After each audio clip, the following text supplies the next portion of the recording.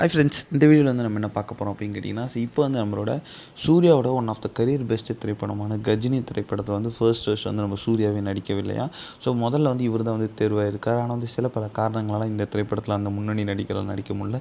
So அதை பற்றி இந்த வீடியோ நம்ம டீட்டெயிலாக பேச போகிறோம்.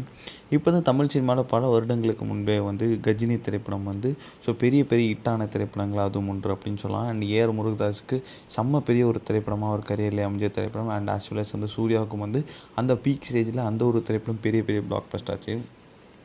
சூர்யா அசீம் நடிப்பில் முருகதாஸோட இயக்கத்தில் இந்த திரைப்படம் வந்து வெளிவந்துச்சு. ஸோ அந்த திரைப்படத்தில் வரும் நிறைய விஷயங்கள் அண்ட் சூர்யாவோட நடிப்பு இது எல்லாமே வந்து அப்பயே வந்து ரொம்பவே பாராட்டப்பட்டுச்சு அப்படின்னு சொல்லலாம். ஸோ மிகப்பெரிய ஹிட்டான திரைப்படம் தான் கஜினி. ஸோ அந்த திரைப்படத்தில் ஹிந்தியில் கூட வந்து ரீமேக் பண்ணாங்க அப்படின்னு சொல்லலாம். அந்த திரைப்படத்தில் அமீர் கான் நடிச்சிருந்தாங்க. ஆனால் வந்து இப்போ வந்து பெரிய ட்விஸ்ட்டு கொடுக்குற விதமாக கஜினி திரைப்படத்தை முதல்ல வந்து நம்மளோட ஏஆர் முருகதாஸ் வந்து சூர்யா கிட்டேயே சொல்லலையாம். ஃபர்ஸ்ட் வந்து அவர் வந்து நடிகர் மாதவன் கிட்ட தான் சொல்லியிருக்காராம். ஆனால் வந்து திரைப்படத்தோட இரண்டாம் பாதி வந்து மாதவனுக்கு பிடிக்கலை அப்படின்றதுனால தான் வந்து அடுத்ததான் வந்து இந்த கதை வந்து சூர்யா கிட்டே போய் இந்த ஒரு திரைப்படம் பெரிய பெரிய பிளாக் பஸ்டர் ஆச்சு.